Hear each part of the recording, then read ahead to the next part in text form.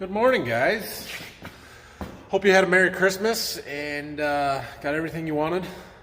Had some good time with your families and stuff, so I know I certainly did. It was nice having a couple of days off from working on the farm and taking videos, to be honest. But glad to be back at stuff here today. Plan this morning is to work on this combine for a little bit. I'm going to keep putting some shields and stuff back on. I got some stuff to put on the feeder house here. A few other things that I can work on today. And then it's still really nice outside. It's supposed to be in the 50s again today. So probably going to power wash a tractor here this afternoon outside. I'd like to keep working on the combine just to get this out of here. But like I said in the last video, you don't pass up this kind of weather when you get it. So that's the plan for today. Still nice and shiny. First thing I want to do is put these pieces back up here on the feeder house. They go in these bolts and across the top here. Okay, got that stuff back on there. These covers on this feeder house are here basically just to help keep stuff feeding in smoothly and kind of in the right spot. Sometimes we'll get stuff that'll go in. So everything, this chain, basically how this works, I guess I should explain it. This chain turns and it comes down and grabs the crop and takes it up through the bottom. Sometimes if you get something, some beans or something that's stringy, it'll catch on this drum and it'll get flung around the top. And so this shield just kind of helps keep it in the combine, and these just push stuff towards the center so they're not catching on the ends of the drum down here and stuff. So that's what they're for. That's back together. What's next? I think this plate is next. So that plate goes in here on the side of the rotor, back up in here, remember? We took that one that was worn out, but I have to figure out how to get this lip in between these two pieces right there into that slot. So might be a bit of a trick, but that's what I'm gonna do. Gotta go find the bolts for it. Well, I got it in there, and I only had to smash 3 fingers in the process. Oh well, I'll be okay. All right, put the bolts in, and that is done. All right, I got the bolts into that plate. Now we can slide the concaves in that go underneath it. So I'm gonna work on that. They go in from the other side though, and I think we got, what, 4 of them we gotta put in, because the 2 are still in the back, and so there's 4 of them that gotta go in there. I got the front concave in there, and I've got the other 3 that need to go in right here. Remember, we're getting ready to do wheat for next summer, so we're setting the concaves up for the ones we need for wheat, which means 2 more of what they call their max thresh in the front. The front one is always a max thresh, and then a round bar behind that. When we do corn and beans, we use 2 more of the round bars instead of these 2. So basically the way this works, you just set them up in there. This end here clips over on a bar on the other side. I'll show you that in a minute, but I just gotta set it, kind of brace it up on the tire, and then stand on that step and slide it in underneath the rotor in there. All right, I got the second one set in there. I'll go around the other side and I'll show you what we do over there. Basically, I just have to reach in here, pull it, and something like that. I gotta spin this so that it's not hitting. Like everything else, trying to do it one-handed makes it much more difficult.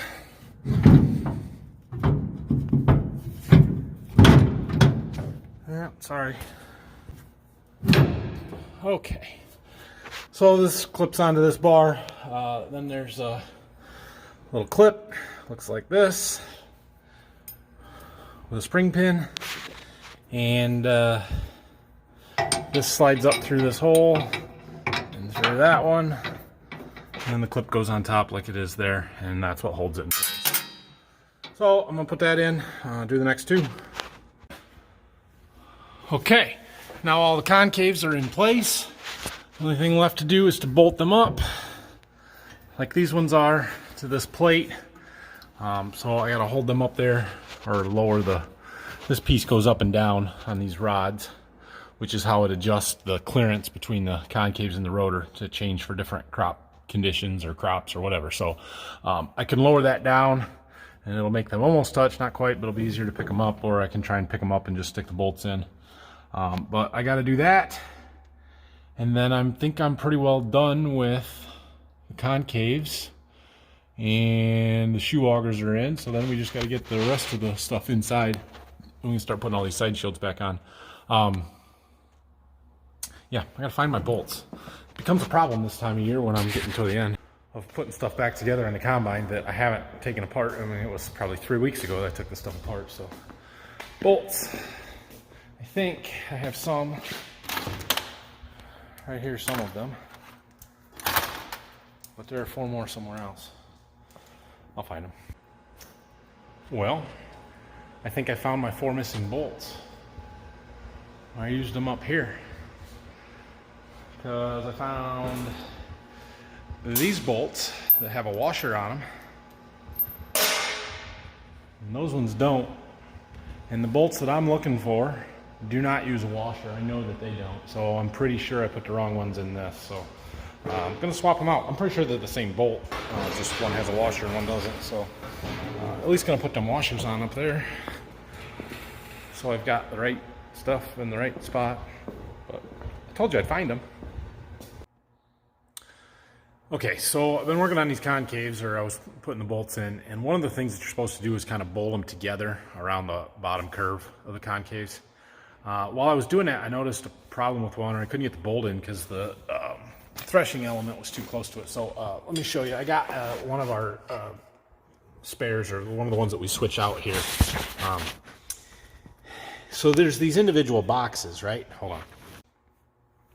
So there's these individual boxes that you can change out all the way across. There's 7 of them on each concave.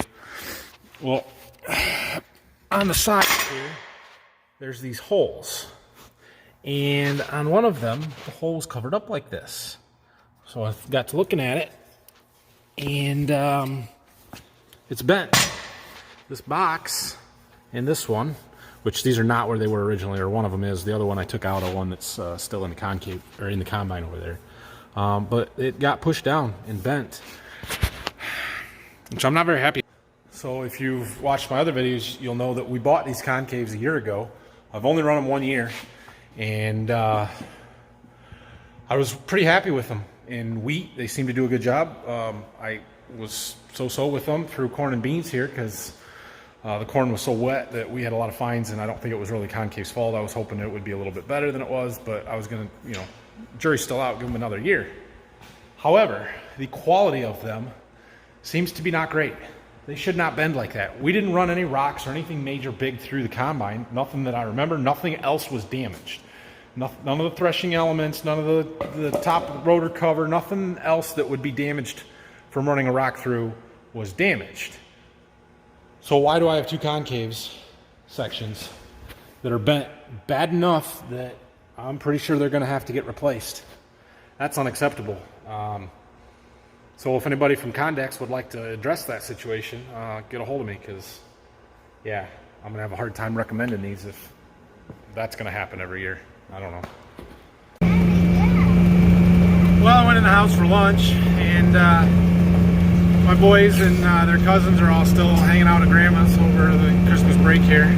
They needed a gator ride. Can you say hi, boys? Rylan, can you say hi? So we're going for a gator ride.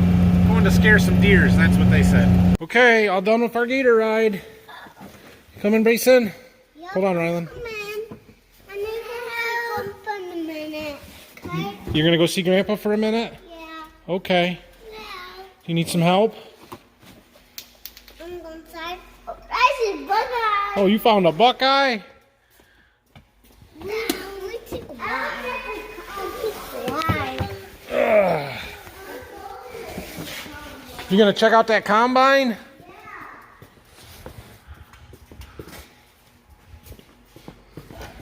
Is it all clean?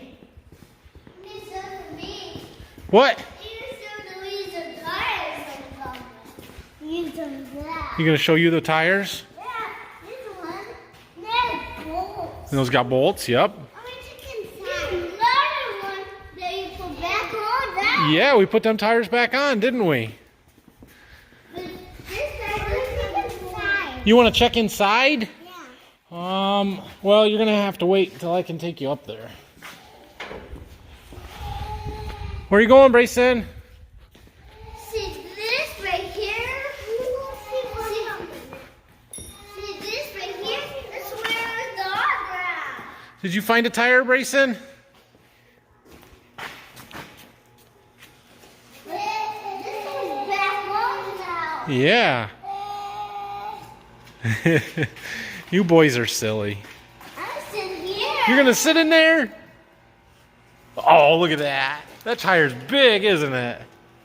I'm sitting that one. You wanna sit in there, Brayson? I'm sitting the big one. Oh, okay.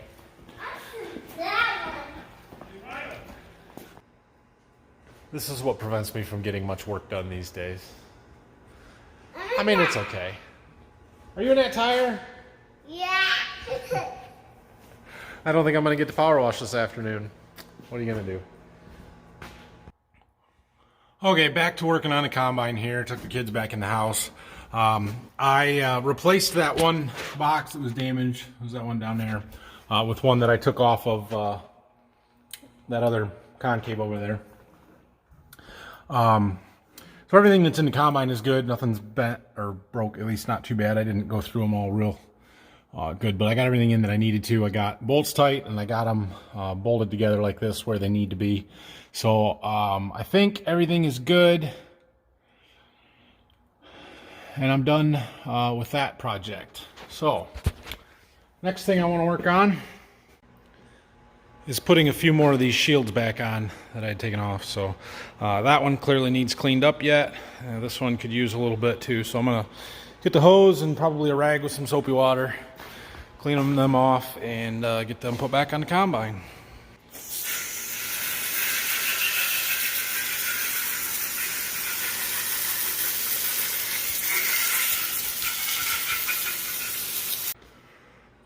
Okay, now that they're clean, this big one, goes over the battery compartment, so we'll start there. That cover's on. Next, we're gonna do that big black one over there. That goes on this top of this tailboard spinner motors. Okay, that one's done. Next, I'm gonna take these two small ones and this other one. Those all go up, the two small ones go on the feeder house. That other one goes underneath on the transmission, so on the front. Okay, these two go right there. Just gotta take these screws out and screw them back on. Okay, now this one is a little bit trickier. It goes kind of up under there. Yeah, somehow. Goes right there, mostly underneath this one. So that one's done. Two more. This one's an easy one. So let's do it. It goes back up here by our concaves, kind of back in this corner. Just like that. Okay, this last one goes over by our unloading auger gear case.